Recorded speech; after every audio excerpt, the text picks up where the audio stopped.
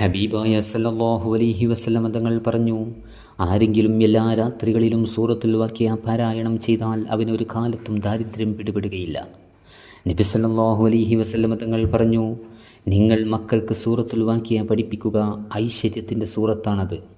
ഇമാം സൗബി റളിയല്ലാഹു അൻഹു രേഖപ്പെടുത്തുന്ന ഒരു സംഭവം ഇങ്ങനെ: അബ്ദുല്ലാഹി ഇബ്നു മസ്ഊദ് റളിയല്ലാഹു അൻഹു രോഗിയായി കിടക്കുന്ന വേളയിൽ ഖലീഫ ഉസ്മാൻ റളിയല്ലാഹു അൻഹു സന്ദർശിക്കാനെത്തി. താങ്കളുടെ വിഷമം എന്താണെന്ന് ഖലീഫ ചോദിച്ചു. എൻ്റെ കുറ്റങ്ങൾ ഇബ്നു മസ്ഊദ് റളിയല്ലാഹു അൻഹു പ്രതികരിച്ചു. എന്തെങ്കിലും മോഹമുണ്ടോ എന്ന ചോദ്യത്തിന് അള്ളാഹുവിൻ്റെ കാരുണ്യം എന്ന് പ്രതികരിച്ചു.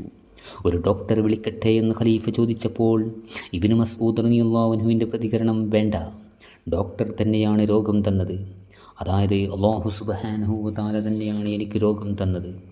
ഖലീഫ എന്ന നിലയിൽ താങ്കൾക്ക് ധനസഹായം നൽകാൻ ജനങ്ങളോട് ഞാൻ പറയട്ടെ?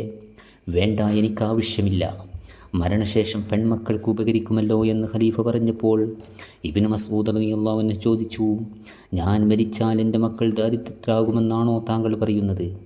ഞാൻ അവരോട് എല്ലാ രാത്രികളിലും സൂറത്തുൽ വാഖിഅ പാരായണം ചെയ്യാൻ നിർദ്ദേശിച്ചിട്ടുണ്ട്.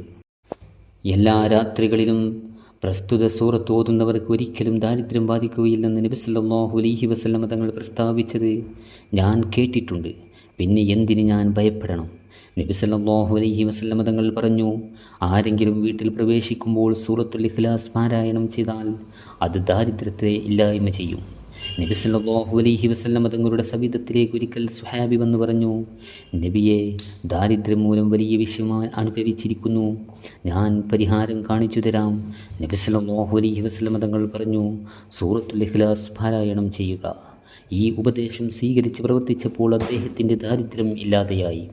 നബി സല്ലല്ലാഹു അലൈഹി വസല്ലമ തങ്ങൾ പറഞ്ഞു, ആരെങ്കിലും ദിവസവും 100 തവണ ലാ ഹൗല വലാ ഖുവത ഇല്ലാ ബില്ലാഹിൽ അലിയ്യിൽ അലീം എന്ന ദിക്ർ ചൊല്ലിയാൽ ഒരിക്കലും അവന് ദാരിദ്ര്യം ബാധിക്കുകയില്ല.